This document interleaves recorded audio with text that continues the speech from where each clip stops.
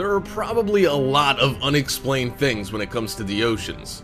After all, we've only explored 5% of the oceans and seas on the planet.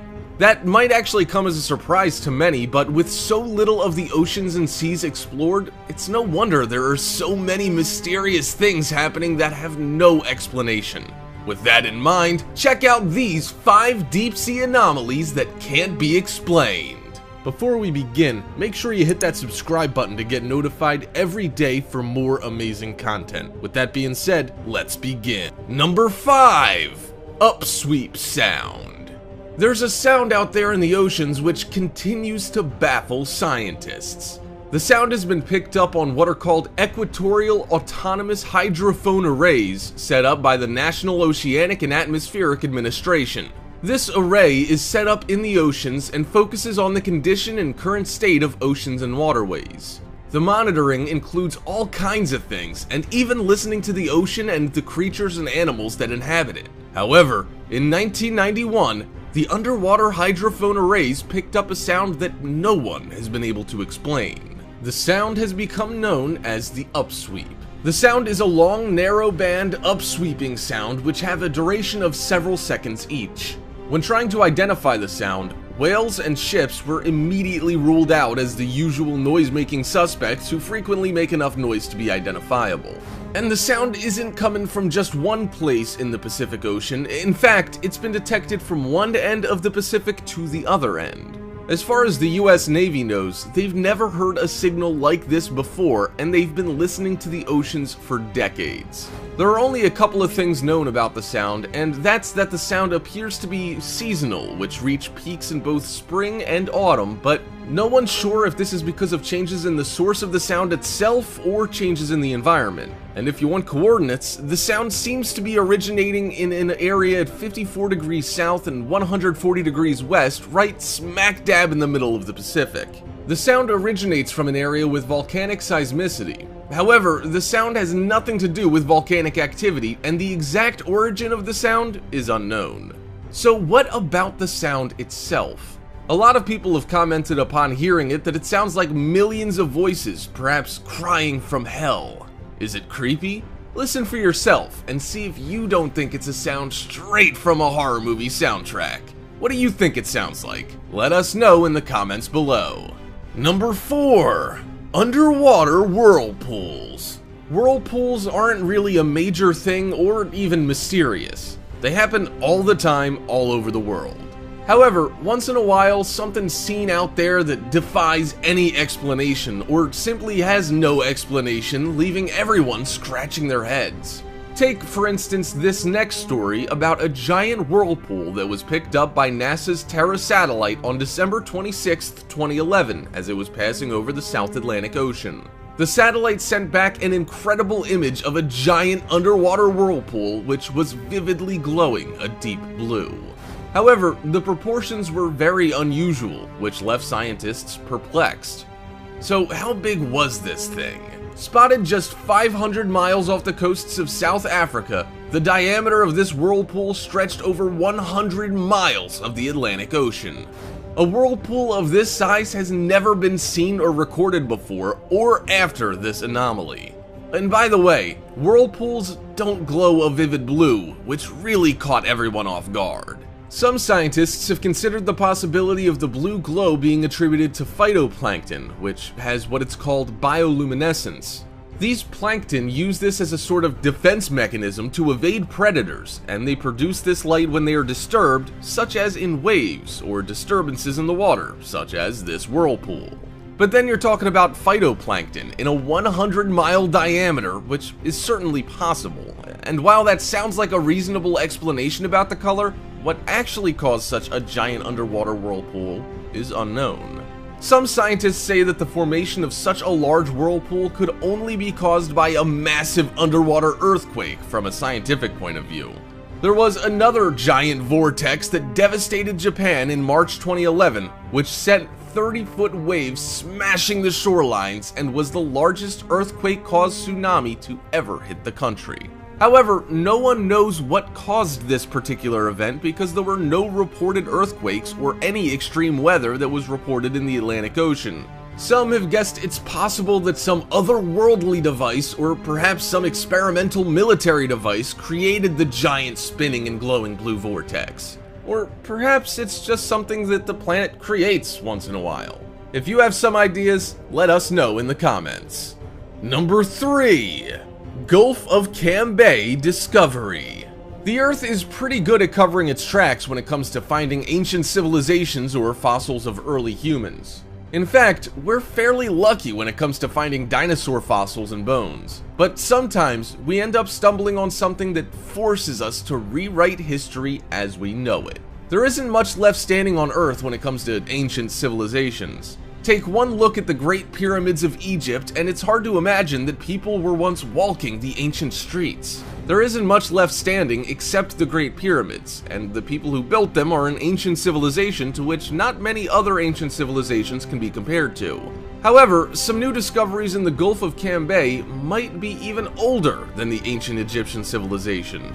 Marine scientists from India's National Institute of Ocean Technology were doing some surveys on pollution in the area and stumbled upon a city just 36 meters, or about 120 feet, below the water off the western coast of India in the Gulf of Cambay. The surprising thing about this find is that the city could be over 9,000 years old, and some have said the carbon dating shows the city to be 9,500 years old.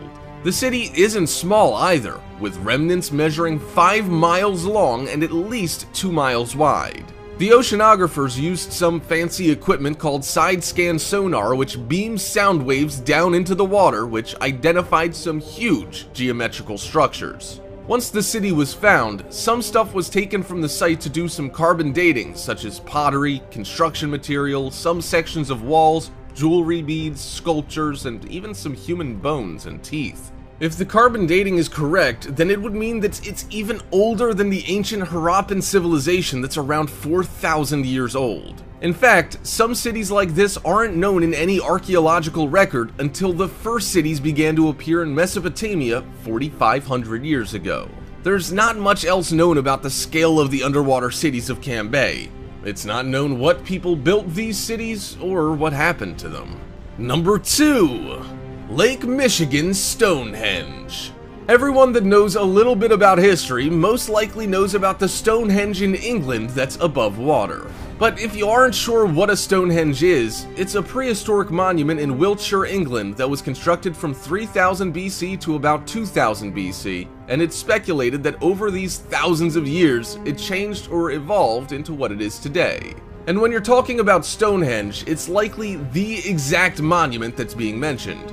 However, there has been another Stonehenge found, but this one was located underwater, and in a place much further away from England, in a place that you would never guess to find such a thing.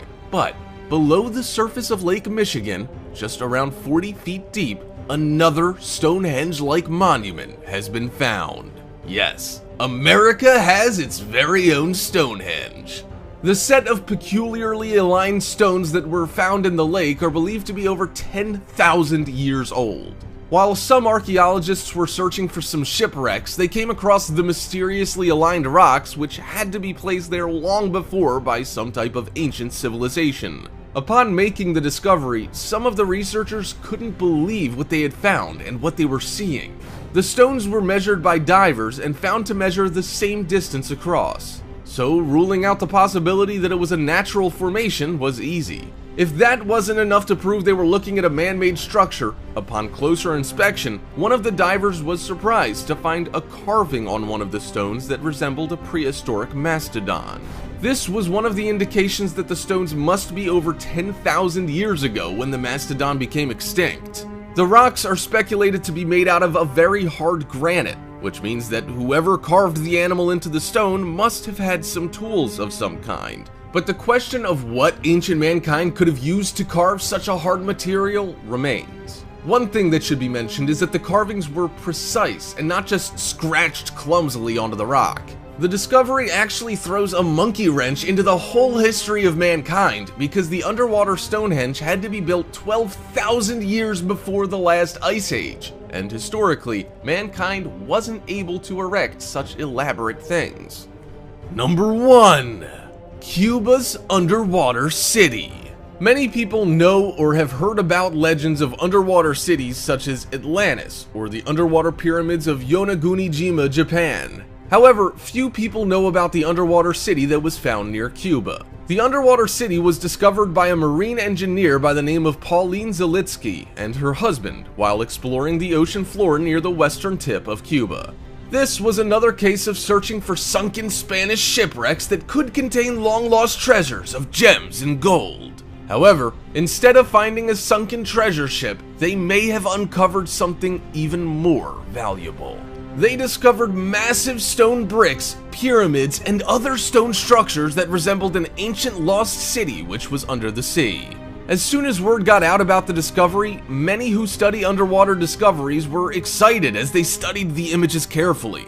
Some of the people who were scrutinizing the images had even thought that Zalitsky had found the lost city of Atlantis itself. This lost sunken city of Cuba lies around 700 meters, or about 2,300 feet, beneath the surface, making it quite a bit deeper than the other underwater cities. Some researchers were claiming that it would have taken at least 50,000 years for the city to sink to that depth. Once again, it was a discovery that could rewrite the history of mankind, because it was believed that mankind didn't have the ability to build such structures that long ago. No one knows what this civilization was, but according to Mayan and Yucateco stories passed down through the ages, these people's ancestors inhabited an island that ended up disappearing under the water. The geometric shapes of the stones are hard to make out, but they certainly appear to be man-made. But some scientists are skeptical because of the city's underwater depth. With that said, sea levels have risen and fallen over the history of the Earth, but some say that the sea levels were never low enough for the city to be built.